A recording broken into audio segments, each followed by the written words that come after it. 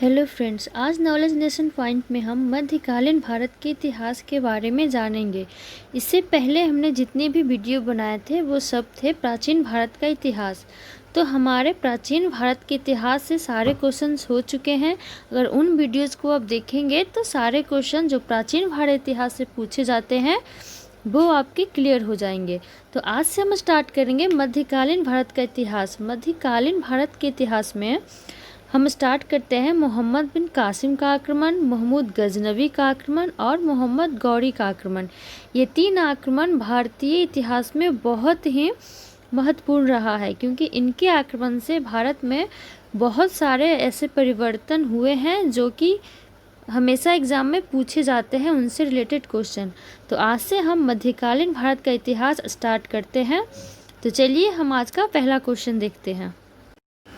आज का हमारा फर्स्ट क्वेश्चन है, मोहम्मद बिन कासिम के आक्रमण के समय सिंध का शासक कौन था? ऑप्शन है ए दाहिर, बी राणा कुंभा, सी पृथ्वीराज चौहान या फिर डी जयपाल। तो मोहम्मद बिन कासिम के आक्रमण के समय सिंध के शासक दाहिर थे। ऑप्शन नंबर ए यहाँ पे राइट आंसर होगा। क्वेश्चन नंबर 2 है, मोहम्मद बिन कासिम के आक्रमण के समय सिंध की राजधानी कहाँ थी? ऑप्शन है ए कन्नौज, बी आलोर, सी लाहौर या फिर डी इनमें से कोई नहीं। तो इसका राइट आंसर हो जाएगा, मोहम्मद बिन कासिम के आक्रमण के समय सिंध की राजधानी की अगर बात करें तो ऑप्शन नंबर बी आलोर इसका राइट आंसर होगा। थर्ड नंबर क्वेश्चन है, मोहम्मद बिन कासिम ने अपने सिंध अभियान में सर्वप्रथम किस नगर पर विजय प्राप्त की थी? ऑप्शन है ए देवल, बी कन्नौज, सी सोमनाथ या फिर डी पाटन। तो इसका राइट आंसर हो जाएगा ए देवल। मोहम्मद बिन कासिम ने देवल पे सर्वप्रथम विजय प्राप्त की थी। फोर्थ नंबर क्वेश्चन है, अरबों के आक्रमण के बाद भारत पर आक्रमण करने वाली दूसरी विदेशी जाति कौन थी? ऑप्शन है ए यूनानी, बी तुर्क, सी इराक, डी फारस। तो अरब के बाद अगर दूसरी विदेशी जाति की बात करें तो वो थी तुर्क। Option number B. Question number 5 है, किस तुर्क सरदार ने गजनी में एक स्वतंत्र तुर्क राज्य की स्थापना की? ऑप्शन है ए इस्माइल, बी सुपुक्तगिन, सी अल्पतगिन या फिर डी महमूद गजनबी। तो वह तुर्क सरदार जो गजनी में एक तुर्क राज्य की स्थापना की थी वो थे Alptigin. Option number C. 6 number question है हमारा, महमूद गजनवी ने भारत पर कुल कितनी बार आक्रमण किया?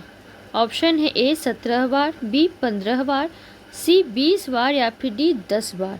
तो महमूद गजनवी के अगर आक्रमण की बात करें तो आक्रमण की कुल संख्या थी 17 बार। महमूद गजनवी ने भारत पर कुल 17 बार आक्रमण किया था।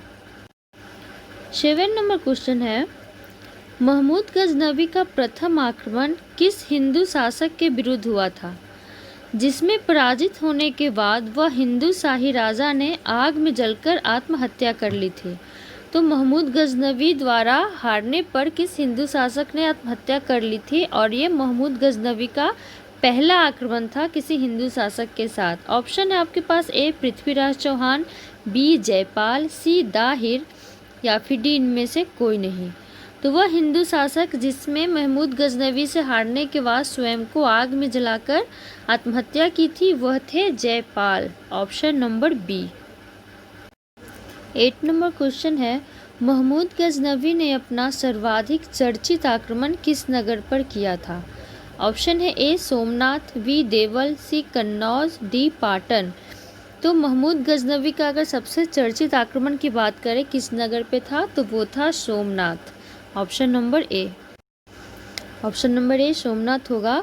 और यह महमूद गजनवी की 16वां आक्रमण थी। महमूद गजनवी ने टोटल 17 बार आक्रमण किया था और सोमनाथ पर उसका आक्रमण कितना था तो 16वां। 9 नंबर क्वेश्चन है, महमूद गजनवी की मृत्यु कब तथा कहाँ हुई? ऑप्शन है आपका ए अप्रैल 1030 ईस्वी देवल, अप्रैल 1030 ईस्वी सोमनाथ, अप्रैल 1030 ईस्वी गजनी या फिर ऑप्शन नंबर डी अप्रैल 1030 ईस्वी कन्नौज। तो महमूद गजनवी की मृत्यु गजनी में हुई थी अप्रैल 1030 ईस्वी में। ऑप्शन नंबर सी यहाँ पर सही होगा। 10 नंबर क्वेश्चन है, महमूद गजनबी के साथ भारत आने वाले किस विद्वान का मूल नाम रेहान मोहम्मद बिन अहमद था?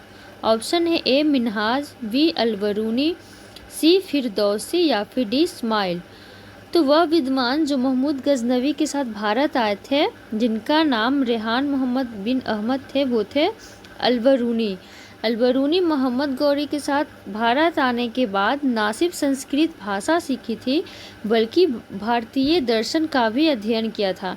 ये आप क्वेश्चन को थोड़ा ध्यान में रखिएगा कि उन्होंने संस्कृत भाषा भी सीखी थी और भारतीय दर्शन का अध्ययन भी किया था अलबरूनी ने। तो यहाँ पे ऑप्शन नंबर बी सही होगा। 11 नंबर क्वेश्चन है, महमूद गजनबी के आक्रमण के समय भारत का सर्वाधिक शक्तिशाली राज्य कौन सा था? ऑप्शन है ए गजनी, बी देवल, सी कन्नौज या फिर डी लाहौर। तो कन्नौज, महमूद गजनबी के आक्रमण के समय सबसे शक्तिशाली राज्य कन्नौज था। Option number C. 12 number question है, शाहनामा महमूद गजनबी के किस दरबारी विद्वान की रचना है? शाहनामा के रचनाकार कौन है, ये भी क्वेश्चन पूछ सकता है। ऑप्शन है आपके पास ए फिरदौसी, बी अलबरूनी, सी स्कंद या फिर डी इस्माइल। तो फिरदौसी, ऑप्शन नंबर ए। शाहनामा के रचनाकार फिरदौसी हैं, जो महमूद गजनवी के दरबारी विद्वान भी थे। 13 नंबर क्वेश्चन है, इस्लामिक जगत में खलीफा से सर्वप्रथम सुल्तान की उपाधि प्राप्त करने वाला व्यक्ति कौन था? ऑप्शन है ए मोहम्मद गौरी, बी मोहम्मद बिन कासिम, सी महमूद गजनवी या फिर डी कुतुबुद्दीन ऐबक। तो सर्वप्रथम सुल्तान की उपाधि पाने वाला व्यक्ति था option number C Mahmud Ghaznavi. 14 number question है, मोहम्मद गौरी ने भारत पर पहला आक्रमण कब तथा किस राज्य के विरुद्ध किया? मोहम्मद गौरी ने। ऑप्शन है ए 1175 ईस्वी में मुल्तान पर, बी 1185 ईस्वी में कन्नौज पर, ऑप्शन नंबर सी 1175 ईस्वी सोमनाथ या फिर डी इनमें से कोई नहीं। तो मोहम्मद गौरी की पहले आक्रमण मुल्तान के विरुद्ध था। कब था? तो 1175 ईस्वी में। ऑप्शन नंबर ए यहाँ पर सही होगा। 15 नंबर क्वेश्चन है, मोहम्मद गौरी के आक्रमण के समय दिल्ली व अजमेर का शासक कौन था? ऑप्शन है ए दाहिर, बी पृथ्वीराज चौहान, सी महाराणा प्रताप या फिर डी जयपाल। तो उस टाइम मोहम्मद गौरी के आक्रमण के समय दिल्ली व अजमेर पर पृथ्वीराज चौहान का शासक था, उनका शासन था, वो वहाँ के शासक थे पृथ्वीराज चौहान। 16 नंबर क्वेश्चन है, तराइन का प्रथम युद्ध मोहम्मद गौरी तथा पृथ्वीराज चौहान के बीच हुई, जिसमें पृथ्वीराज चौहान की जीत हुई। यह युद्ध कब हुई थी?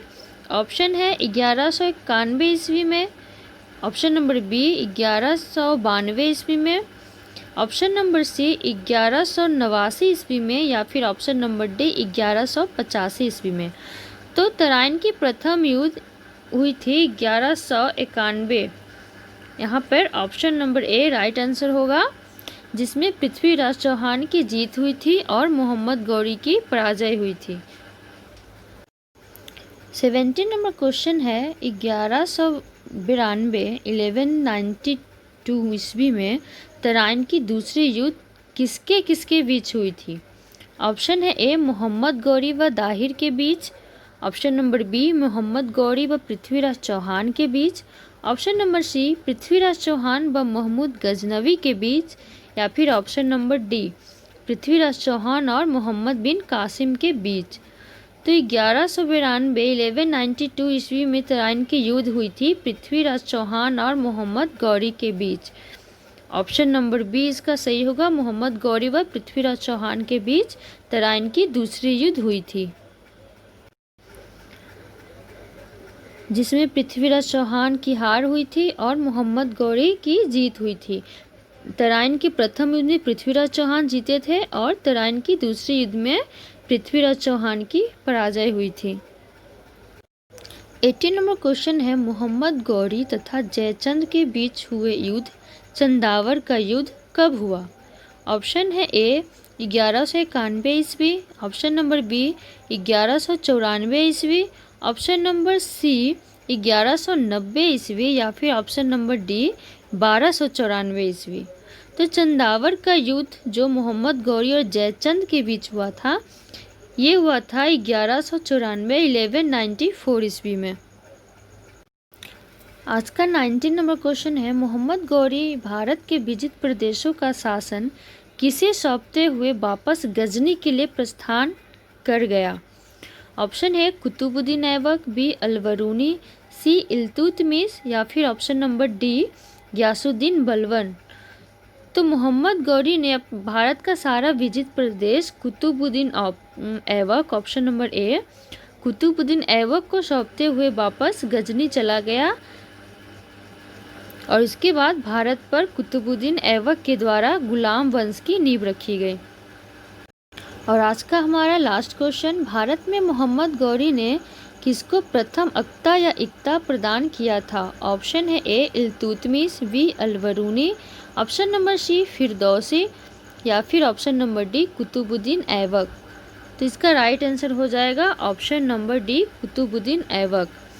तो आज का वीडियो यहीं पे ख़त्म होता है। कल फिर मिलते हैं मध्यकालीन भारत से और बहुत सारे क्वेश्चन के साथ। अगर आज का वीडियो अच्छा लगा हो तो लाइक ज़रूर कीजिएगा, कमेंट में ज़रूर बताइएगा कि वीडियो कैसा लगा हो। तो चलिए कल मिलती हूँ फिर नेक्स्ट वीडियो के साथ। Thank you.